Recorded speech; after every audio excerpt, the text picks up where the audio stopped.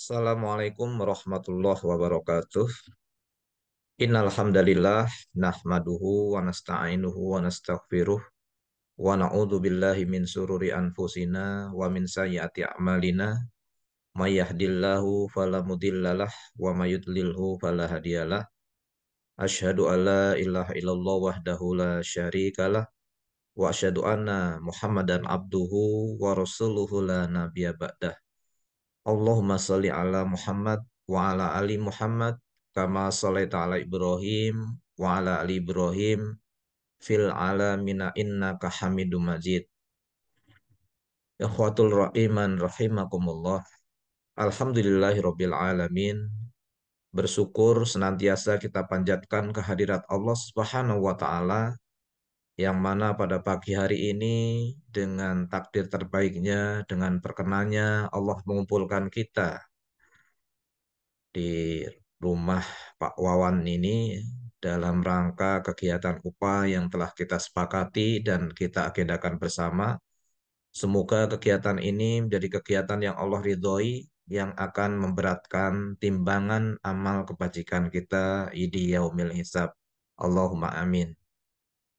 Walaupun saya tidak bertemu secara offline, namun mohon maaf ya, karena ada kegiatan di Jakarta, tidak mengurangi kebermaknaan pertemuan kita, kita tetap bisa melakukan agenda-agenda kegiatan pembinaan kita, kegiatan silaturahmi kita untuk kebaikan kita dan keluarga kita semua. Mudah-mudahan kita senantiasa istiqomah menjaga amaliah-amaliah kebaikan kita sampai akhir hayat kita dan sampai yaumil hisab. Allahumma amin. Ikhwatul iman rahimakumullah. Dalam kehidupan yang penuh dengan fitnah ini, marilah sama-sama kita nasihat-menasihati untuk senantiasa berhati-hati. Jangan sampai kita terjerumus ke dalam perbuatan dosa dan maksiat, di mana perbuatan dosa dan maksiat ini akan menghantarkan pelakunya menuju kepada sebuah kehinaan fid dunya wal akhirah, baik kehidupan di dunia maupun kehinaan di akhirat kelak. Kita berlindung kepada Allah, semoga kita terhindar dari azab Allah SWT yang pedih di dunia maupun di akhirat. Dan semoga kita menjadi hamba-hamba terbaiknya, yakni hamba yang paling bertakwa. Sebagaimana firman Allah Subhanahu wa taala, "Inna akramakum indallahi atqakum." Sesungguhnya hamba-hamba yang paling mulia di sisi Allah adalah hamba yang paling bertakwa. Dalam Al-Quran surah Al-Baqarah, surah Al-Hujarat ayat yang ke-13. Ikhwatul iman rahimakumullah. Al-Quran adalah sumber inspirasi bagi seluruh kehidupan kita. Keberadaan Al-Quran telah membawa inspirasi perubahan yang fundamental bagi peradaban manusia. Al-Quran sebagai sumber agama pernah mengantarkannya menjadi peradaban utama dunia dan menjadi kiblat ilmu pengetahuan dan budaya. Dan saat itu pun kita masih melihat dan merasakan pengaruh positif yang luar biasa peradaban Islam dalam berbagai aspek kehidupannya. Di antara inspirasi perubahan Al-Quran yang terpenting ini adalah bisa kita lihat, yang pertama, Al-Quran menjadi inspirasi perubahan dalam aspek keyakinan. Ikhwatul iman rahimakumullah.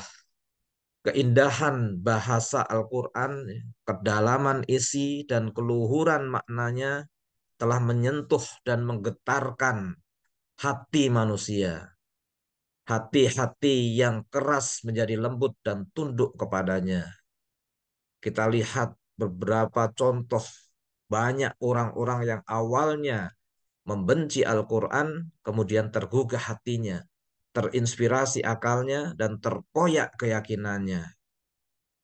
Satu dari sekian banyak contoh yang paling fenomenal adalah sahabat Umar bin Khattab radhiyallahu anhu. Di mana di masa jahiliyah Umar ini adalah pribadi yang sangat keras, angkuh, dan sangat membenci Al-Quran.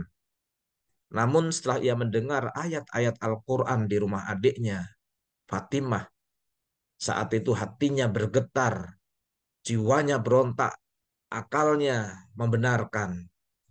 Lantunan indah Quran surah Toha ayat 1 sampai ke 14 telah mendobrak keangkuhan diri dan kerasnya hati. Ia berkata, betapa indah dan mulianya ayat ini. Tunjukkan padaku di mana Muhammad.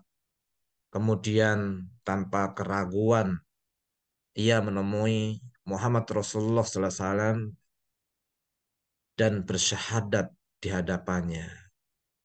Aku bersaksi bahwa tidak ada ilah kecuali Allah dan engkau adalah Rasulullah. Kesaksian Umar tersebut disambut gema takbir oleh orang-orang yang berada di dalam rumah itu sehingga suaranya terdengar sampai ke Masjidil Haram. Keyakinan Umar terhadap ajaran nenek moyang yang berupa berhala benar-benar berubah 180 derajat. Kemudian ia dengan mantap dan penuh keyakinan menjadi pengikut Rasulullah, pemeluk agama Tauhid al-Islam, penjunjung tinggi Al-Quran, dan pembela Islam yang terdepan. Jadi maksudnya 180 derajat, yang semula musuh utama menjadi pembela utama, yang semula pembenci menjadi pencinta utama. Jadi ada perubahan hati yang kalau dalam bahasa Al-Quran namanya inkilabiyah, perubahan totalitas. Ikhwatul iman rahimakumullah. Kemudian ya, yang kedua, ya, Al-Quran menjadi inspirasi perubahan dalam aspek penyembahan dan ibadah. Salah satu inti Al-Quran ya, adalah konsep penyembahan dan ibadah. Al-Quran secara tegas menyatakan di dalam Quran surah An-Nisa ayat 36, wa'budullaha wa la tusyriku bihi syai'a. Sembahlah Allah dan janganlah kalian menyekutukan Allah dengan sesuatu pun. Inilah ayat inspirasi perubahan, penyembahan, dan ibadah.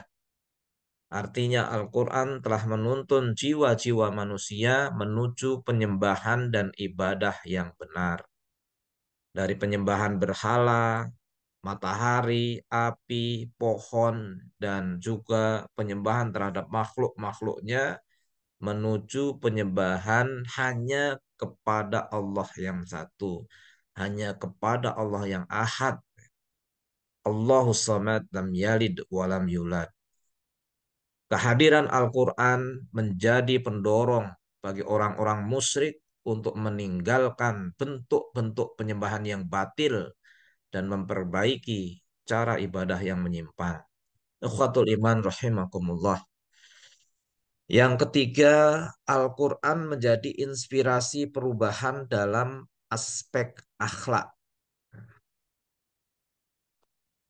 Al-Quran telah mengubah akhlak jahiliyah menuju akhlak Islamiyah. Dari akhlak tercela menuju akhlak terpuji. Sebagai contoh ketika turun larangan minuman keras, larangan meminum khamr di dalam Al-Quran surah Al-Maidah ayat 90 yang berbunyi, A'udzubillahi minasyaitonirrajim. Bismillahirrahmanirrahim.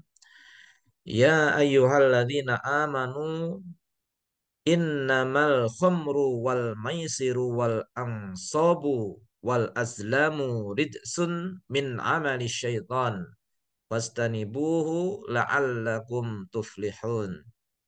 Wahai orang-orang yang beriman, sesungguhnya meminum khamr, berjudi, berkorban untuk berhala, mengundi nasib dengan panah adalah termasuk perbuatan syaitan.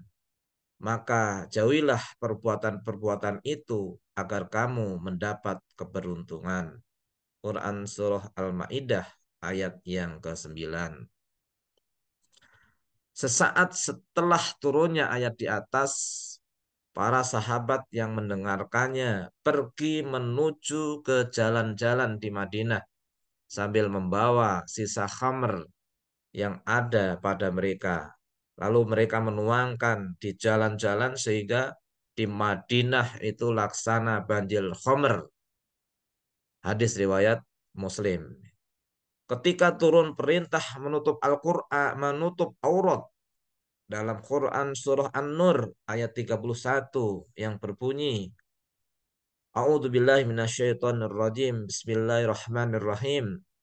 Wa qulil mu'minati yaghdudna min absarihinna wa yahfadna furujahunna wa la yubdina zinatahunna illa ma dhahara minha wal yadribna bi khumurihinna ala juyubihinna. Katakanlah kepada wanita-wanita yang beriman, hendaklah mereka menahan pandangannya dan kemaluannya, dan janganlah mereka menampakkan perhiasannya kecuali yang biasa nampak daripadanya, dan hendaklah mereka menutupkan kain kerudungnya hingga ke dadanya. Quran Surah An-Nur ayat yang ketiga. Dari sini bisa kita lihat ya, dengan turunnya ayat ini maka para wanita muslimah saat itu dengan segera melaksanakan perintah tersebut tanpa banyak alasan, tanpa banyak bertanya. Bahkan banyak di antara mereka yang menyobek tirai-tirai rumah untuk dijadikan sebagai jilbab karena tidak memiliki kain yang baru.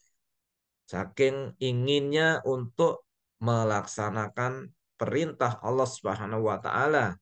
Sami'na wa ata'na. Kami dengar dan kami taat. Ikhwatul iman rahimakumullah. Inilah inspirasi perubahan aspek kehidupan yang spektakuler dan juga fundamental. Al-Quran telah merubah manusia dalam aspek keyakinan, aspek ibadah, dan yang ketiga aspek akhlak.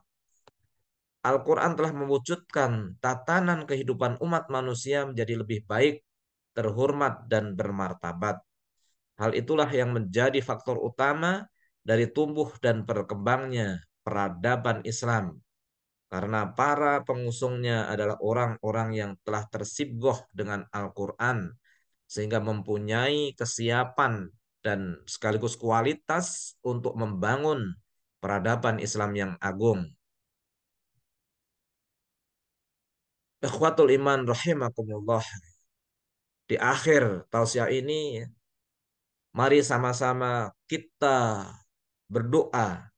Semoga Allah Subhanahu wa taala memberikan kepada kita semua kepahaman terhadap Al-Qur'an yang mampu mengubah seluruh aspek kehidupan kita sehingga memperoleh derajat yang tinggi di sisi Allah Subhanahu wa taala dan kemenangan sejati di dunia dan di akhirat. Mari kita raih derajat kemenangan sejati tersebut dengan keyakinan iman, dengan semangat perubahan hijrah dan kesungguhan jihad. Itulah isyarat-isyarat kesuksesan dalam kehidupan ini sebagaimana termaktub di dalam Al-Qur'an. Allah SWT berfirman, Alladzina amanu wa hajaru wa jahadu fi sabilillahi bi amwalihim wa anfusihim aqdamu darajatu indallah wa ulaika humul faizun. Orang-orang yang beriman dan berhijrah serta berjihad di jalan Allah Subhanahu wa taala dengan harta, benda dan diri mereka adalah lebih tinggi derajatnya di sisi Allah Subhanahu wa taala, dan itulah orang-orang yang mendapat kemenangan. Quran Surah At-Taubah ayat yang ke-20. Semoga inspirasi perubahan Al-Quran ini kita maknai di bulan Muharram ini sebagai bulan hijrah, sebagai makna hijrah kita, perubahan kita dari yang kurang baik menjadi lebih baik lagi, dari yang malas menjadi rajin, dari yang labil menjadi istiqomah, dari yang biasa-biasa saja menjadi luar biasa. Kita beriman, beribadah, dan juga berakhlak mulia untuk kehidupan dunia dan akhirat kita. Wallahu a'lam. Billahi taufik wal hidayah. Wassalamualaikum warahmatullahi wabarakatuh.